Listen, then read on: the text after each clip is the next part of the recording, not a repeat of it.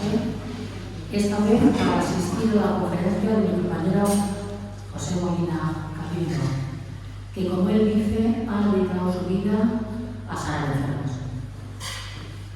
Pepe Molina es doctor en medicina, especialista en medicina de familia y especialista en medicina del trabajo. Facultativo especialista en el área de servicio de prevención de riesgos laborales del Hospital General Universitario de Ciudad Real. Máster en gestión y administración de servicios sanitarios. Máster internacional de seguridad e higiene laboral. Docente en múltiples cursos, autor de trabajos científicos, comunicaciones y capítulos de libros. Tutor en la Unidad Docente de Medicina del Trabajo del SESCAM. Miembro de la Comisión Nacional de la Especialidad de Medicina del Trabajo. Representante español de la especialidad de Medicina del Trabajo en la Unión Europea de Médicos Especialistas. Fue presidente del Colegio de Médicos durante 2 legislaturas. Medalla del Consejo Autonómico de Colegios de Médicos de Castilla-La Mancha. Medalla de Colegiado de Honor Nacional otorgada por el Consejo General de Colegios Oficiales Médicos. Medalla de la Fundación Patronato de Protección Social de la OMC Princesa de Asturias. Reconocimiento a la promoción de la salud y el humanismo en la profesión médica otorgado por la Universidad Santo Tomás Villanueva. Y recientemente, el pasado día 22 de noviembre, ha sido elegido académico de la Real Academia de Medicina de Castilla-La Mancha. He dejado para el final una parte de su vida profesional que a mí, como médico de urgencias y como paciente, me parece muy importante. Pepe es de la primera promoción del 6, que luego pasó a denominarse 112.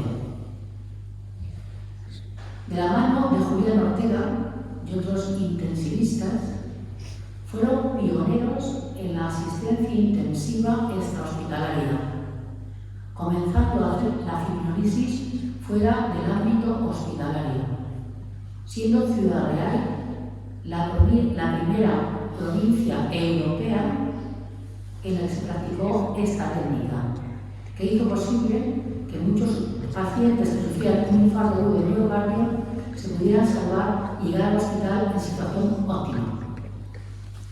Estamos hablando de los años 80, hace 40 años. Todo un hito en aquella época.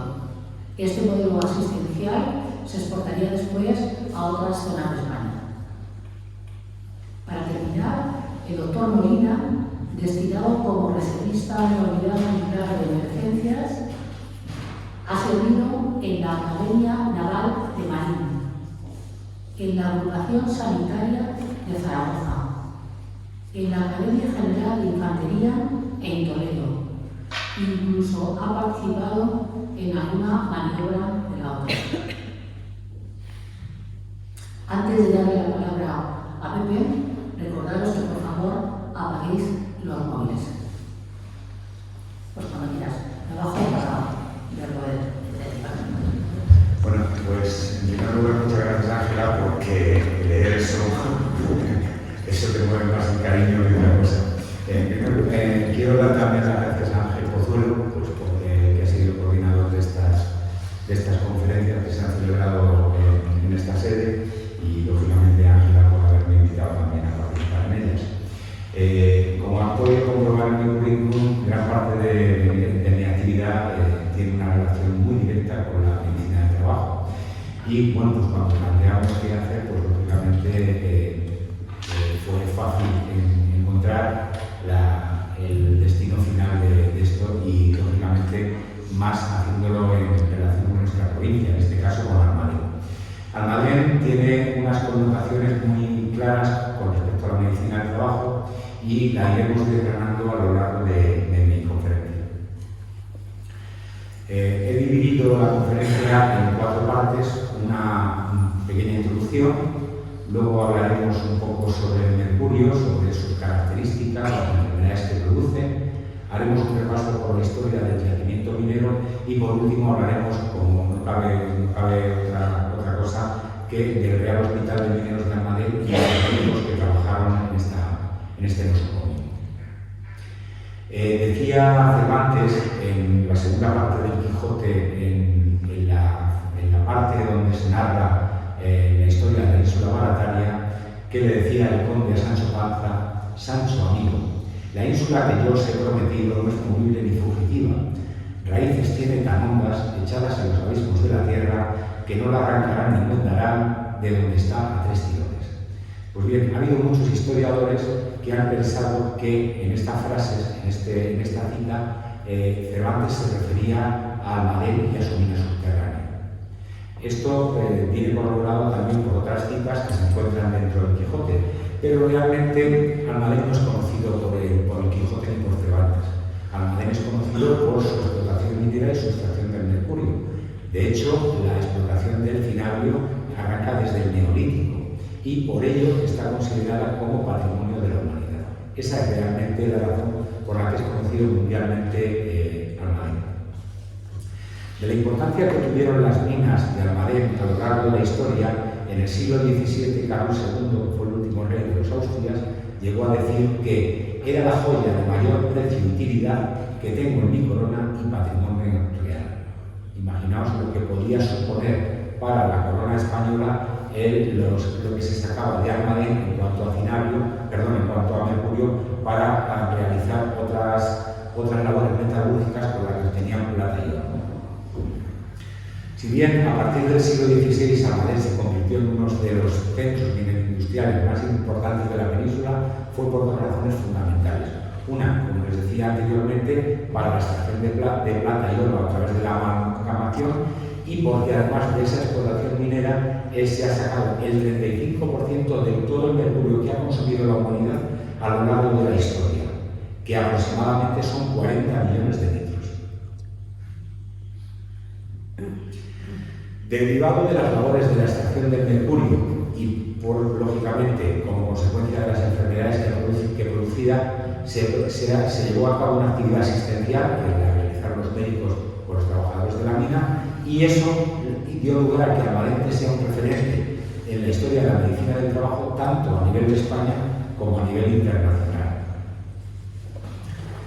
Dice la OMS que la medicina del trabajo es una actividad multidisciplinaria que promueve y protege la salud de los trabajadores, y que esta disciplina busca controlar los accidentes y las enfermedades mediante la reducción de las condiciones de riesgo. Veremos a lo largo de lo que les voy contando cómo todas estas condicionantes que dice la OMS, que es la medicina del trabajo, se dieron ya en Almadén a partir del siglo XVII. Una vez que hemos hecho esta pequeña introducción, vamos a hablar del mercurio. En el mercurio hemos hecho 3 apartados: uno en cuanto a las características que tiene este metal, otra en cuanto a las aplicaciones y por último hablar un poco de las intoxicaciones, que realmente es la patología que tenían los mineros que trabajaban en el yacimiento de Almadén y que por lo tanto eran los que tenían que atender los médicos que trabajaban en la zona.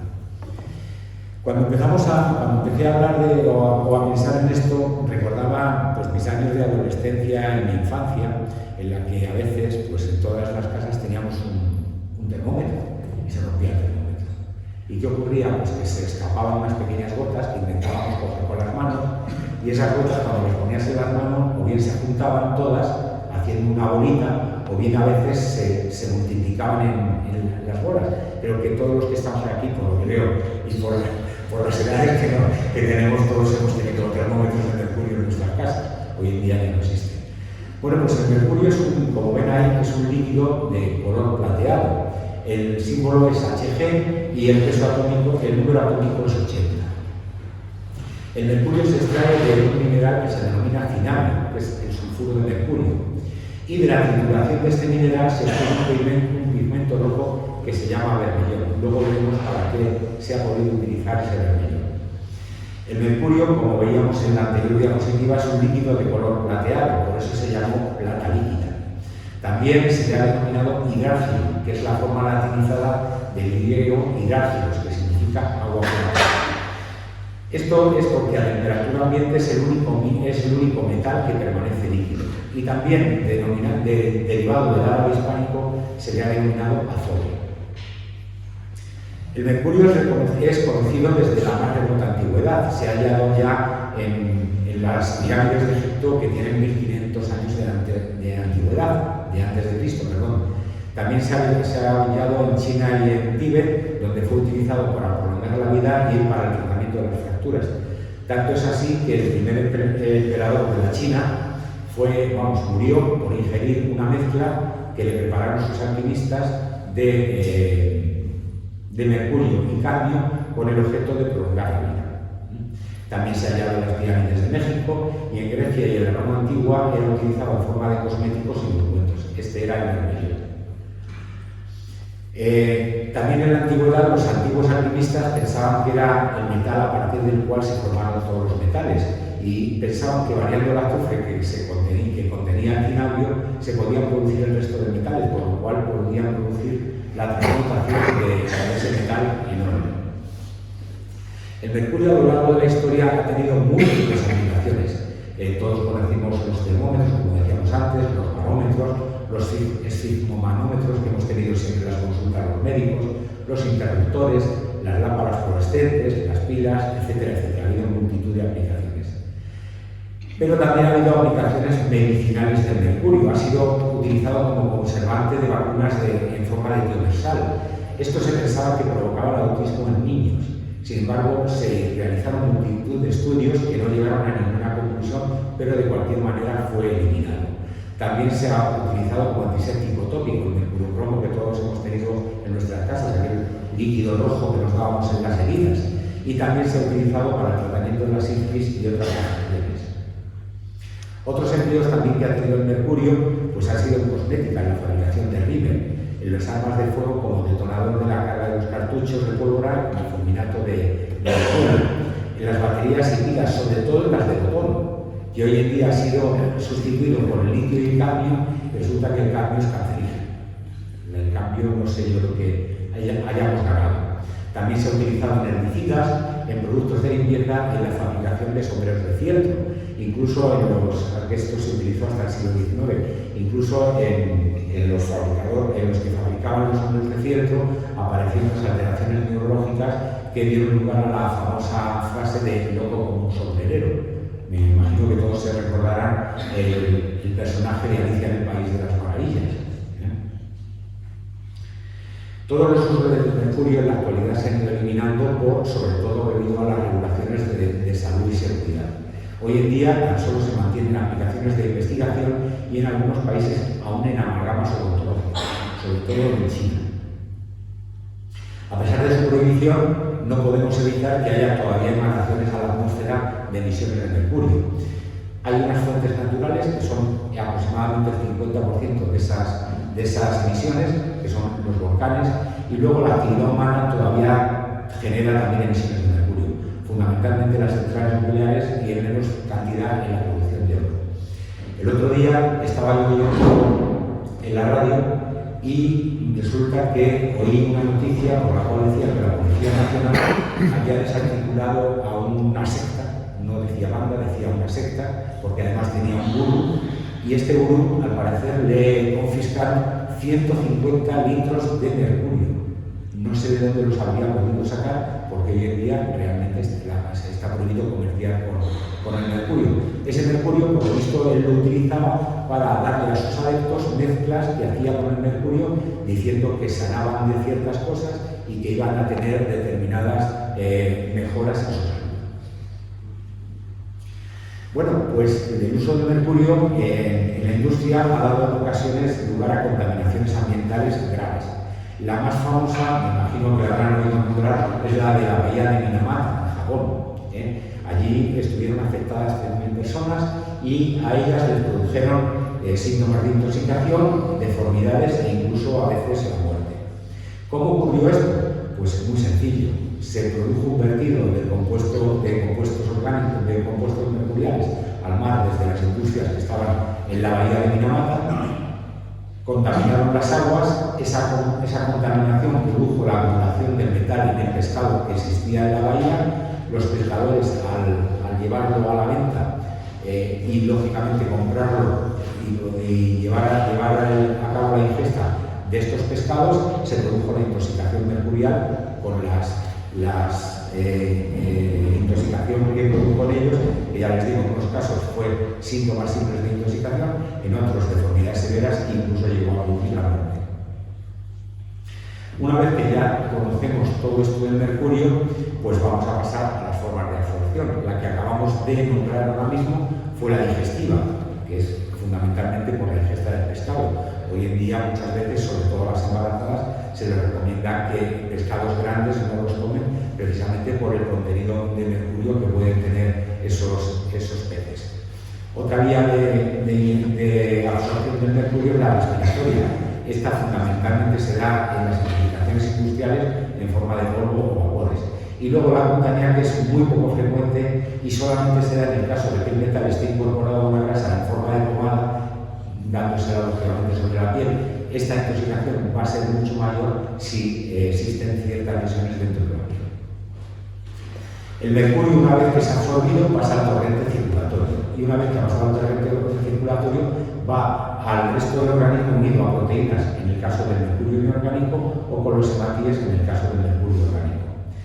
Se va a depositar en todas las vísceras, hígado, intestino, riñones, tejido nervioso, así como en las faneras, es decir, el pelo y uñas.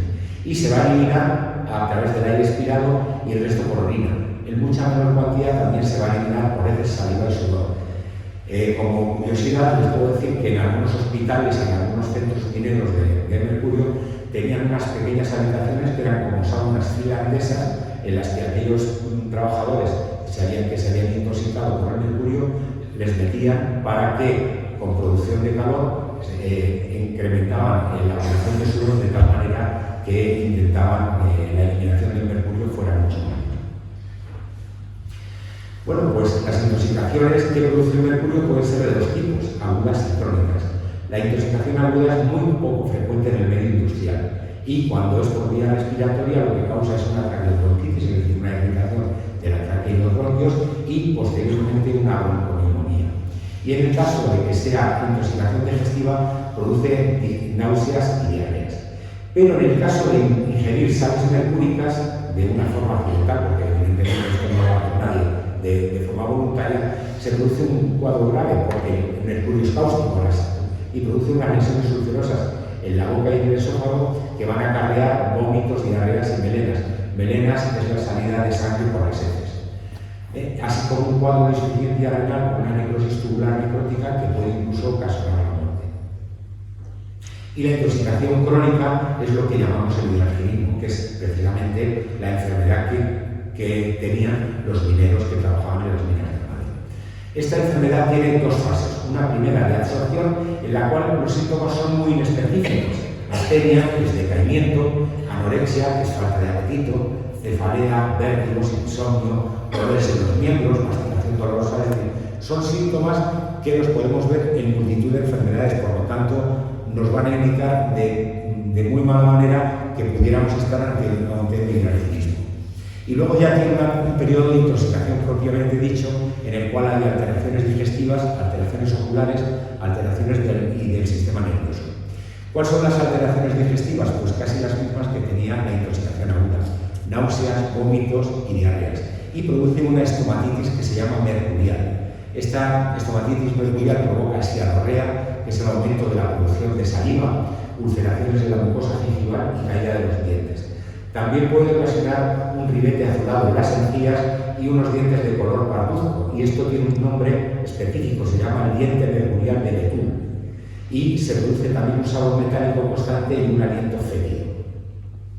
Las alteraciones oculares son escotomas, que es zonas por donde el paciente no ve, o a veces una restricción concéntrica del campo visual. Es como si el paciente mirase a través de unos prismáticos.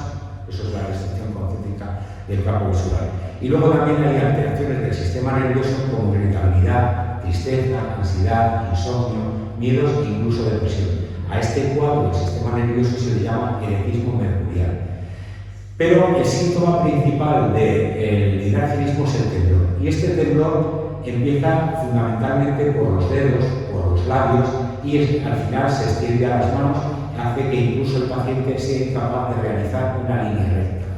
Luego aparece el tic en la cara y la otra se acompaña normalmente de ataxia, que es una coordinación de los movimientos voluntarios, marcha cereberosa, que es un paciente que aumenta la acción de los pies al abrirlos para tener la marcha más estable, y además a veces incluso parece como si estuvieran bebidos, tienen como un cuadro que parece una borrachera. Y a veces también se produce nistagmo, que es un movimiento involuntario de los ojos, bien hacia los lados o bien de arriba abajo. ¿Cómo diagnosticamos el hidrargilismo o la intoxicación mercurial? Pues fundamentalmente valorando el mercurio en sangre. Es decir, nosotros normalmente tenemos unos valores que consideramos como normales por aquella cantidad que se puede ingerir a través de alimentos o de inhalación, pero a partir de esos límites que consideramos normales, pues aparece lógicamente la intoxicación mercurial. A través de esa determinación sabemos que estamos ante una intoxicación mercurial. El tratamiento que utilizamos con estos pacientes tiene dos bases fundamentales. La primera, dejar al trabajador del puesto que está ocupando a otro que no tenga contacto con el metal durante 2 o 3 meses, que es más o menos el tiempo que estimamos que se puede eliminar el mercurio de forma natural, y si en caso de que exista sintomatología temblorosa, se debe interrumpir toda actividad, no solamente la que tiene relación con el mercurio, sino toda actividad laboral, y aplicar un tratamiento desintoxicante, para lo cual utilizamos el 2,3-dimercaptopropanolol. Una vez que hemos visto un poco lo que es el mercurio, cómo se puede ingerir o intoxicarlo con el mercurio y cuáles son las enfermedades que provoca, vamos a hacer un pequeño repaso, como les dije, por la historia. Autores como Teofrasto de Ereso, Vitruvio y Oplinio ya avalan la antigüedad en sus escritos de todo el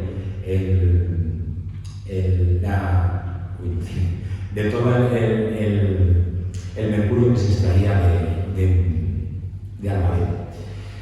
Los griegos y fenicios se establecieron, como todos sabemos, en la costa levantina, pero ellos no eran invasores. Lo que querían fundamentalmente era establecer relaciones comerciales, y esas relaciones comerciales tenían mucha importancia en los minerales. Estrabón, que fue un geógrafo e historiador griego, su libro tercero menciona la gran abundancia que había en minerales, citando a modo de ejemplo la comarca de Sisapo. La comarca de Sisapo es más o menos al modo Valle de Campo. Otra cosa interesante es que una de las causas por las que los romanos dieron lugar a las guerras púnicas con los cartagineses fue precisamente uno de los motivos el hacerse con los yacimientos de minerales que había en España. Y eso fue una de las razones por las que se dio lugar a las guerras púnicas. De tal manera que la península ibérica fue el distrito minero más y mejor explotado por los romanos. De hecho, la Iberia era la región que más minio producía. Minio es el óxido de plomo. La palabra minio proviene porque uno de los mejores yacimientos de minio era precisamente el río Minio. Y también en Almadén había mucho minio que estaba unido al cinabrio que se extraía de las minas de Almadén. Casi todo el minio que llegaba, todo el mercurio que llegaba a Roma procedía de aquí, de las minas de Almadén. Y otra cosa que nos dice Blázquez, que es un historiador, es que el mineral no se purificaba aquí en España, sino que se purificaba una vez que llegaba a Roma, es decir, iba en bruto. El uso que tenía en la antigua Roma era muy reducido, a pesar de que se llevaban grandes cantidades, solamente se utilizaba como colorante en los combates de los gladiadores, como ungüento en las patricias romanas para darse color a la piel, y como pigmento también para los muebles, las pinturas al fresco y para las estatuas. Plinio nos indica la manera en que extraían ese mineral, y dice que colocándolo triturado en cazuelas se recoge el sudor del vaso, el cual es del color de la plata, líquido como el agua, que se denomina hidrágeno.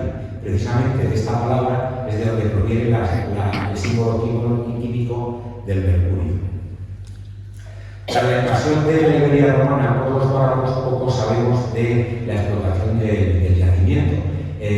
Los visigodos es un pueblo en el que hay un gran vacío documental y arqueológico de esa época. Además era un pueblo poco culto que no se supo aclimatar a la legislación hispano-romana y parece ser que en aquella época la explotación minera quedó en manos de los naturales del lugar.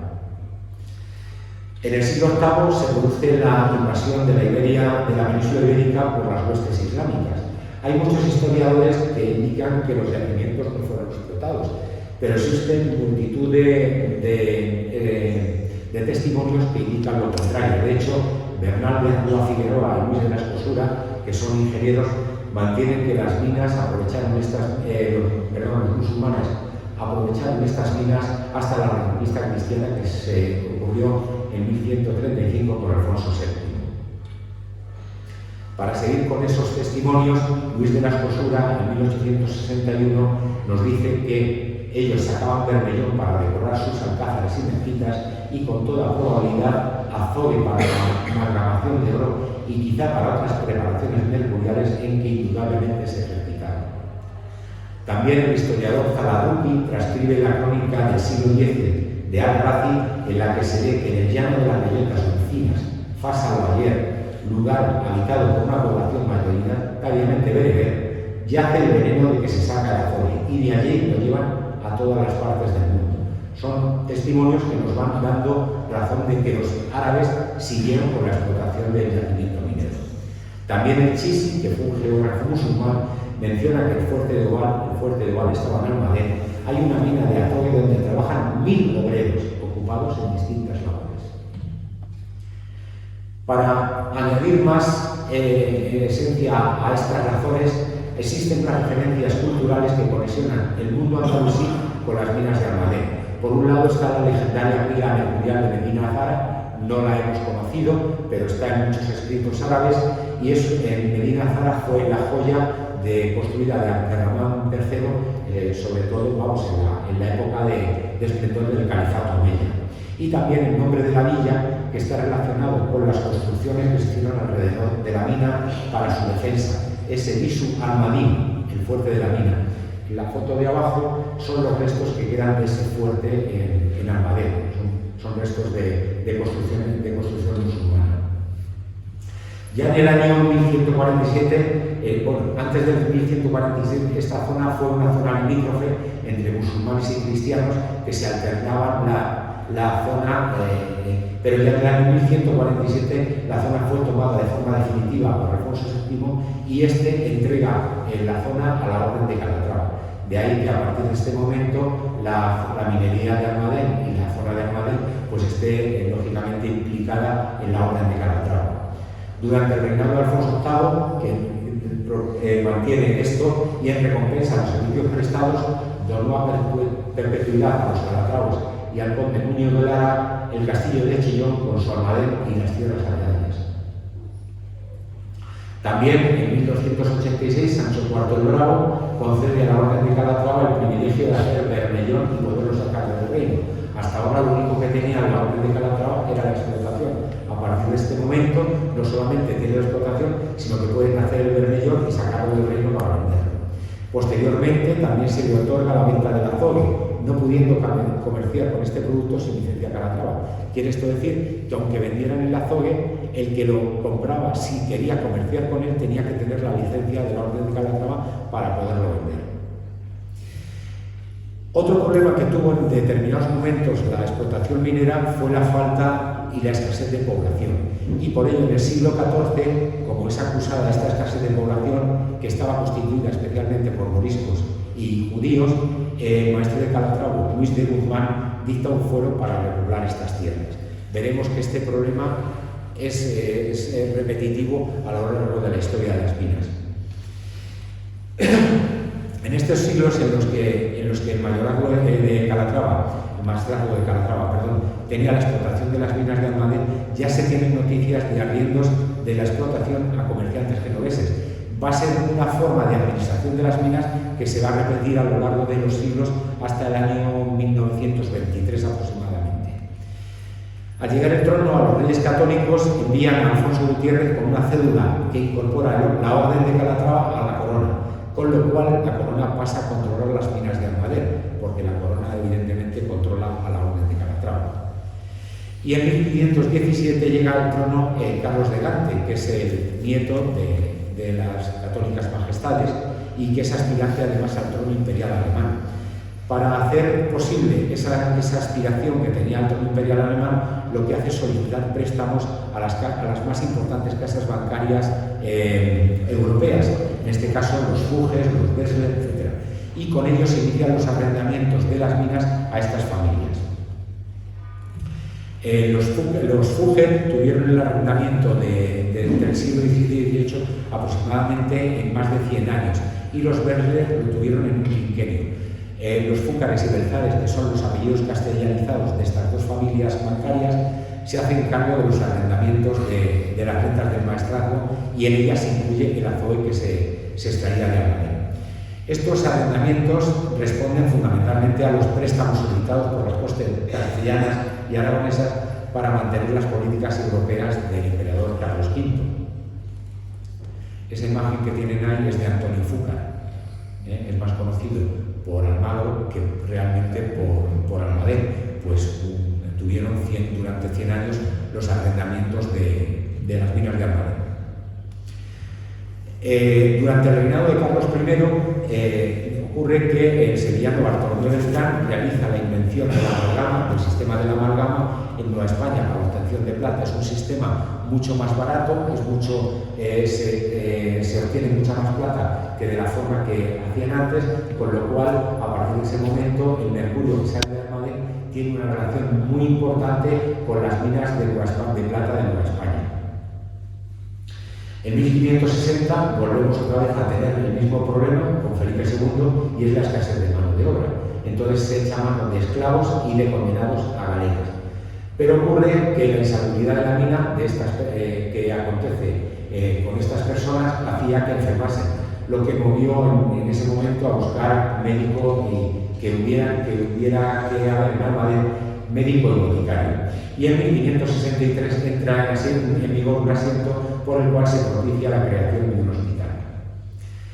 Hecho anecdótico es que ante las denuncias que se provocaban de la insalubridad de la mina, de la situación que soportaban los forzados y moriscos que trabajaban en la mina, se ordenó la visita real del contador real Mateo Alemán, que es el autor de Guzmán de Alfarache, novela picaresca en la cual se narran muchas situaciones que vivió de primera mano en la población de Almadén.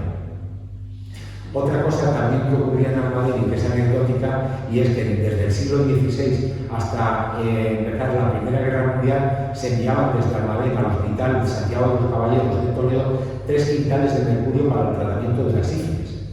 Esto se utilizaba o bien por vía oral en forma de calomel, mediante inyecciones, por inyecciones intramuscular o por inhalaciones de los vapores mercuriales. Esto también se hacía con otras instituciones sanitarias de España.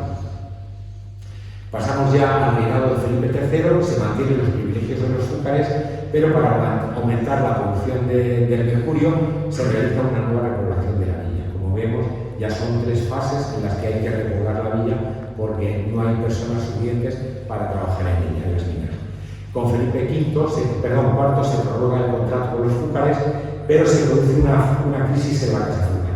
Es decir, eran bancarios, pero a nivel de Europa, y resulta que la deuda que mantenían con la corona española era de más de 511 millones de ducados, con lo cual los acreedores que estas casas tenían a nivel europeo corrieron a quitar sus ingresos que tenían en estos bancos, y estos bancos dieron en quiebra. Terminados los arriendos con la Casa Fúcar, es la hacienda pública la que se hace cargo de las minas a partir de 1645. Y hasta el final de la época de Carlos II, la totalidad del mercurio que se extraía de Almadén iba a las minas de Nueva España y de Perú para amalgamar la plata que se extraía en esta zona.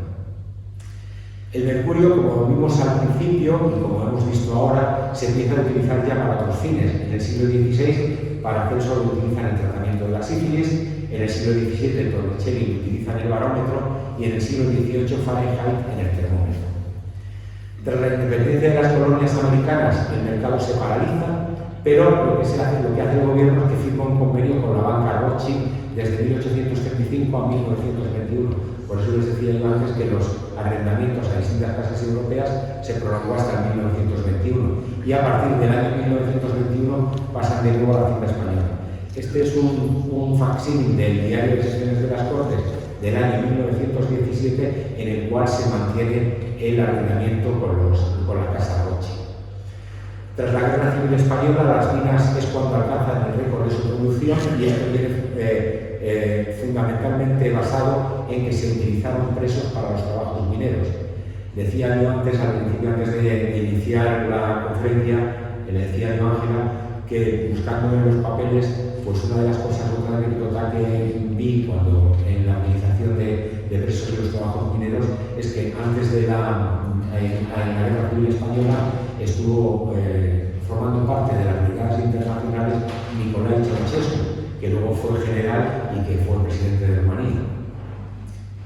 Sí, Rumanía. En el año 81 se crea la empresa Minas de Almadén y Arrayanes al unir la administración de las minas, tanto de las de Almadén con las de Arrayanes, que están en Linares, en la provincia de Jaén. Y el 15 de marzo de 2011 se prohíbe, por acuerdo de la Unión Europea, la venta del mercurio, con lo cual se cierran las minas. Esta ha sido un poco la historia de los avatares por los que han pasado la producción y la explotación de las minas de Almadén. Y ya por último viene la parte que yo creo que es la más importante en cuanto a lo que nos interesa de la asistencia sanitaria, y es el Real Hospital de Mineros y sus médicos. En Almadén, en aquella época, pues ocurre por así decirlo, una revolución importantísima, y es la presencia de unas determinadas patologías no conocidas hasta ese momento y la presencia de unos médicos, lo que dio lugar a que la explotación minera precisase de una institución asistencial donde se pudieran tratar a esos pacientes, y fue el Real Hospital de Mineros de Almadén. Esta es una fotografía de las más antiguas que tengo del Real Hospital de Mineros. Bueno, pues comencemos. La importancia que ha tenido la salud laboral pues, viene desde el siglo XVI-XVII, y de hecho Bernardino Ramaccini, el que es considerado el padre de la medicina del trabajo, que fue catedrático de la medicina de la Universidad de Módena y Padua, en el Tratado de las Enfermedades de los Artesanos, en el capítulo 1 habla fundamentalmente de las enfermedades de los mineros y le dedica una especial importancia a la minería del mercurio. Bueno, pues en España las minas de Almadén contaron con los servicios de un médico desde la mitad del siglo XVI, y con un primer centro asistencial que terminó siendo en exclusiva para los forzados. De hecho, fue el Hospital de Forzados. Pero también existía otro al mismo tiempo, que era el llamado Hospital de la Villa y de la Caridad, que contaba con 2 camas y un perón público, que estaba pagado, lógicamente, por el Ayuntamiento de Almadén. ¿Qué es lo que realmente hacían los médicos en Almadén? Pues fundamentalmente daban cuidados médico-quirúrgicos a los enfermos y a los accidentados de la mina, se dispensaban las medicinas en condiciones ventajosas y también, y esto es muy importante, se concedían limosnas a los mineros inhabilitados porque, lógicamente, al dejar de trabajar dejaban de percibir emolumentos y en caso de fallecimiento esas limosnas pasaban a su vida y a sus huérfanos. Esto significaba que los facultativos tenían unas nuevas funciones. Esas nuevas funciones eran precisamente la acreditación profesional de las dolencias, que es una de las principales actividades que tenemos hoy los médicos del trabajo. Debemos de acreditar que la dolencia que presenta un trabajador tiene relación con la actividad laboral que ejerce para que sea contemplada como accidente de trabajo. También hacían el seguimiento de la evolución clínica de los pacientes, certificaban y notificaban a las autoridades su curación para que en ese momento dejasen de percibir esas limosnas o las ayudas para la medicación, y si no se producía la total recuperación, también se daba en este lugar un proceso que actualmente lo utilizamos mucho los médicos del trabajo, que es la adaptación laboral. Cuando un paciente tiene una enfermedad que no le impide trabajar, pero sí limita en determinadas funciones, lo que hacemos es ponerlo en otro puesto de trabajo que pueda desarrollar y en el cual no tenga que hacer esas funciones para las cuales no tiene capacidad. Entonces, en aquella época a estas funciones se les llamaba de saneamiento, porque lo que hacían era sanearse de la enfermedad que estaban padeciendo, que era el hidrocefalismo. Hay una cosa muy importante, es que en Almadén en 1751 y 1752 se producen brotes epidémicos entre los reclusos. Y por ello el superintendente Villegas destina fondos para mejorar el Hospital de la Caridad y propone al mismo tiempo la fundación de un nuevo nosocomio. El Hospital de la Caridad, como les he dicho antes, contaba con 2 camas. Lo que pudiera destinar, por mucho que destinase, no tenía mucha capacidad más ese hospital. Y al final, por Real Orden del 28 de agosto de 1752, se aprueba la fundación del Real Hospital de Mineros de Almadén bajo el patrocinio del rey. Pero esto no ocurre en el año 1752, sino que ya en el año 1613 el visitador del Consejo de Hacienda, Juan Pedroso, apoyaba la necesidad del centro hospitalario y decía en una carta que le dirigió al rey que para el aumento y conservación de esta fábrica y atraer a la gente a ella, con saber que si enferman han de tener donde curarse, es muy necesario tener hospital. Será cosa muy mía el hacerle, porque los laborantes forasteros que enferman, muchos por falta de alojamiento y cura, perecen, y aún los naturales los pasan sin cura y harto trabajo, que como les falta el jornal de que se sustentan, no solo no tienen para el gasto de la cura, pero ni para mantenerse. Esto lo decía Juan Pedroso ya en el siglo XVII. Y ya en el siglo XVIII, bajo el reinado de Fernando VI y proyectado por Everardo Pavís, que fue el maestro mayor de las minas, se funda el Real Hospital de Mineros de Almadén. Este hospital tuvo un coste de 367.969 reales. Para costear esa cantidad y luego financiar su mantenimiento, se produce la edificación de 24 viviendas y un coso-taurino que los delimita hexagonalmente.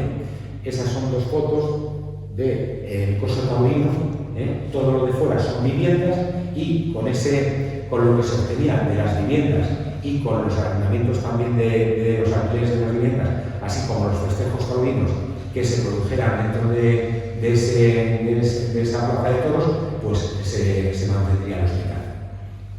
En su construcción se invirtieron 18 años y estaba dotado de 40 camas, contando con una capilla, una sala de operaciones y una biblioteca, entre otras dependencias. Estaba destinado fundamentalmente a los trabajadores de la explotación minera y a sus familias, e inicia su actividad en marzo de 1774.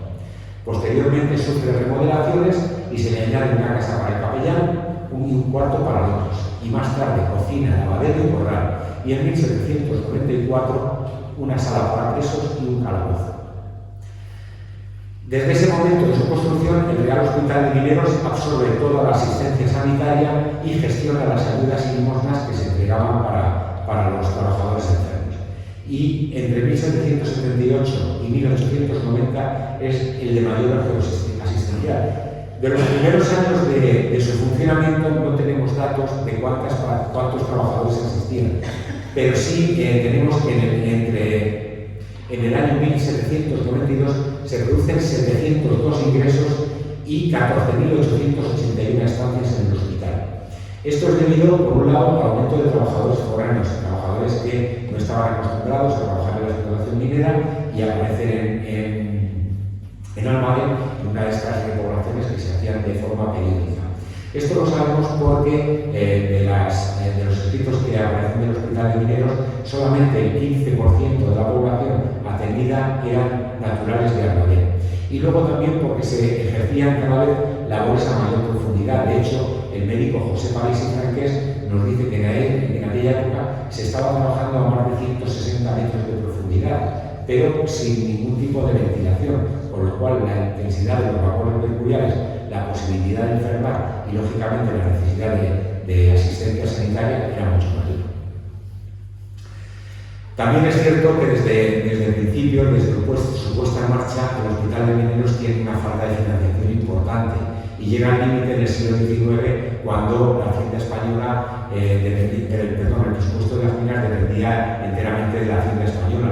Y la Hacienda Española en el siglo XIX estábamos saliendo de una guerra de la independencia, con lo cual los fondos que disponía eran mínimos. También influye que había un excedente de la mano de obra, con lo cual la movilidad de los trabajadores dentro de los distintos puestos de la mina era muy grande y la posibilidad de enfermar disminuye. Y también aparece un tratamiento del hidrangelismo, un tratamiento efectivo del hidrangelismo. Todo ello hace que el nosocomio tenga cada vez menos capacidad. A finales del siglo XIX se relega fundamentalmente a la entidad asilar para atender a enfermos mineros incurables, a trabajadores incurables, y en 1975 se cierra el establecimiento. Posteriormente se ha abierto en el siglo XXI y se ha destinado fundamentalmente a actividad museística y, por otro lado, archivo histórico de minas de Armadillo. La asistencia que se llevó a cabo en Almadén a través de los Real Hospital de Mineros y los médicos que trabajaron tenía dos características fundamentales. Una, que el propósito de los cuidados médicos no era otro que el de la recuperación de los trabajadores y el renovar su capacidad productiva. Esto, lógicamente, era la visión de los administradores de las minas y, lógicamente, de la monarquía. Y, por otro lado, del contacto personal entre sanitarios y trabajadores se dio lugar a una corriente del estudio de la patología laboral en España que, lógicamente, dio lugar a que sean los grandes precursores de la medicina del trabajo de nuestro país. Una vez que hemos visto toda la evolución del Real Hospital de Mineros, vamos a hablar durante unos minutos de los médicos que trabajaron. La asistencia médica de Almadén, como decíamos antes, se remonta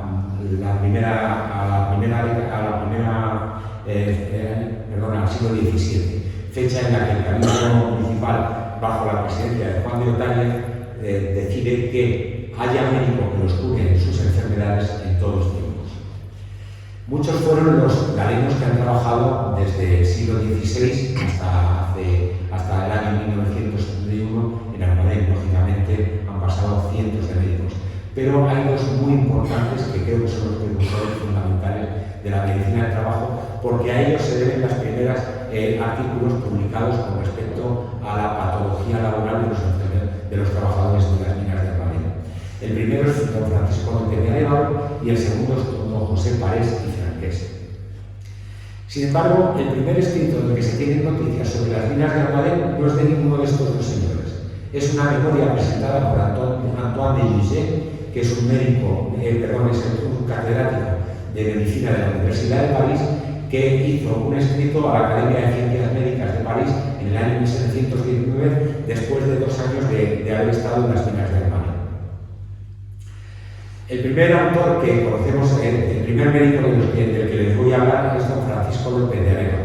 Este ejerció en 2 periodos en las minas en Almadén. Uno desde 1730 a 1738 y otro de 1746 a 1761, año en que abandona de forma definitiva la población de Almadén. Parece ser que su marcha se debió a que fue agredido y robado por un tibador de minas.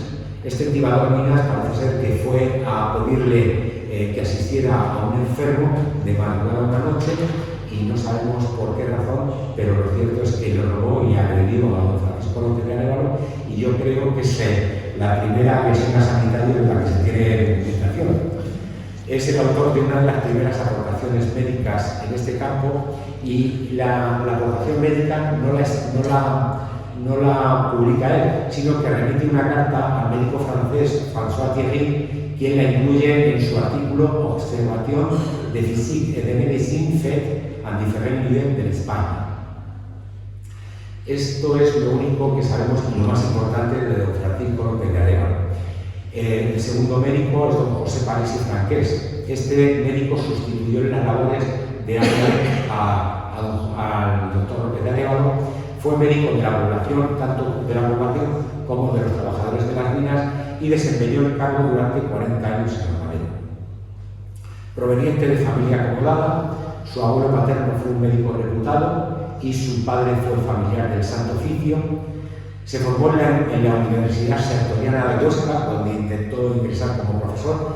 Esa es la imagen de la fachada de la Universidad Sertoriana de Huesca, y llama la atención de que, si la comparamos con la Plaza de Toros de Almadén, resulta que esta es octogonal y la Plaza de Toros de Almadén es hexagonal. Es una curiosidad. Ejerció primero por tierras castellanas y andaluzas y después recaló en la provincia de Ciudad, donde estuvo en Granatura de Calatrava, en Portollano y finalmente en Almadén. Y ostentó cargos municipales. Fue regidor, fue buen cargo dentro de la diócesis de Almadén. Llega a Almadén en el año 1759 y en 1761 es nombrado médico de las Reales Minas de Almadén. Asistía en tres categorías, y digo tres categorías porque verán que el sitio donde se atendía era distinto. A los trabajadores y a sus familias y militares en el Hospital de Mineros, a los forzados que cumplían condena en la explotación minera en la enfermería y a los dirigentes de las minas en sus domicilios.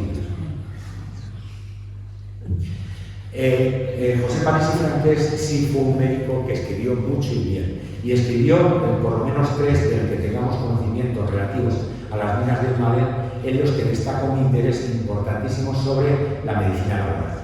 El primero es la apología de las Reales Minas del Finario de la villa de Almadén, de la Zog y de sus operarios, que se publicó en 1777, la catástrofe morbosa de las minas mercuriales de la villa de Almadén, de la Zog, historia judicial de dichas Reales Minas a la salud de sus operarios y exposición de las enfermedades corporales y médico-morales de sus fosores por la curación respectiva de ellas, y el tercero, la descripción histórico-físico, médico-mineralógico mercurial de las Reales Minas de Azogue de la villa de Almadén. El primero, en la apología de las Reales Minas del Cinabro de la villa de Almadén de Azogue y de sus operarios, del que tiene una imagen, habla del contexto en el que se movían los operarios, los trabajadores en el trabajo de los operarios de las minas de Almadén. También habla de la nocividad de los sistemas de cocción de los cercos mercuriales, la repercusión que el medio ambiente tenía en los vapores del proceso metalúrgico y los cuidados que habían de tener los espejeros y los doradores al manejar los productos metalúrgicos. Quería comentarles en este aspecto otra cosa importante con respecto, y es que en ella alude también a las aguas que había en Granátula de Calatrava, y habla de las propiedades que tenían las aguas subterráneas, y también menciona a Puerto Llano y a su afamada fuente agria. También en este artículo se opone de forma frontal a las afirmaciones que había hecho un naturalista de origen irlandés, Guillermo Walsh, el cual decía que había aseverado en un libro, su obra Introducción a la Historia Natural y Geografía Física de España, había aseverado la escala o nula nocividad del trabajo en las minas. Imagínense, lógicamente, la repercusión que podría tener esto.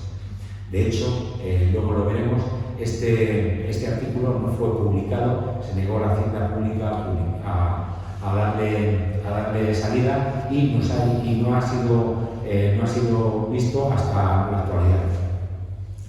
Es el que le voy a hablar. El catástrofe morbosa de las minas de la villa de Almadén de la Zogue, historia de la perjudicial de las dichas Reales Minas a la salud de sus operarios y exposición de las enfermedades corporales y médico-morales de sus fosores con la curación respectiva de ellas. En 17 capítulos describe las enfermedades específicas del mercurio. Analiza las condiciones de la vida no solamente dentro de la mina, sino la vida que llevaban los trabajadores de la mina en Almadén. Describe también los riesgos ocupacionales y analiza las causas de siniestralidad. Y es en el primer escrito en el que relaciona la atmósfera cargada de los vapores mercuriales con la aparición del hiperfilismo. Y el tercero es la descripción histórico, físico, médico, mineralógico, mercurial de las Reales Minas de la Zogue de la villa de Almadén, donde hace un recorrido por el enclave minero, nos da información sobre la clasificación de los minerales, nos habla nuevamente de las condiciones de la vida de los trabajadores y también habla de temas moralizantes, habla de la lujuria, de la vanidad, de la sexualidad de los trabajadores y les da también determinadas recomendaciones para, lógicamente, hacer frente a esas actitudes. José París y Franqués fue el primer galego que prestó servicios en el nuevo hospital y en base a los merecimientos que había hecho en abril de 1798 se le concede el título honorario de médico de la Real Familia y decía la orden de concesión, decía así: atendiendo el rey al mérito y buenos servicios que ha hecho en más de 39 años como médico de las Reales Minas y Fábricas de Almadén, don José París y Franqués, se ha dignado concederle los honores de médico de la Real Familia.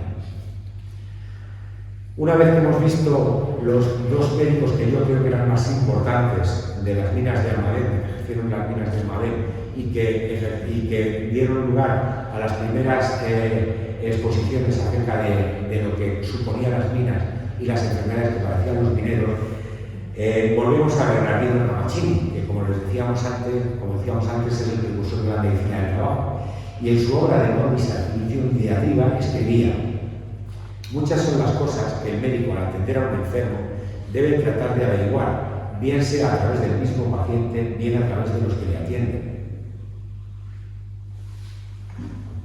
Cuando estés ante un enfermo, conviene que le preguntes qué le duele, cuál es el motivo, desde hace cuántos días, si hace de vientre y qué alimentos toma. Palabras honestas de Hipócrates en su libro de las afecciones. Permítame añadir también esta pregunta: ¿y qué oficio desempeña?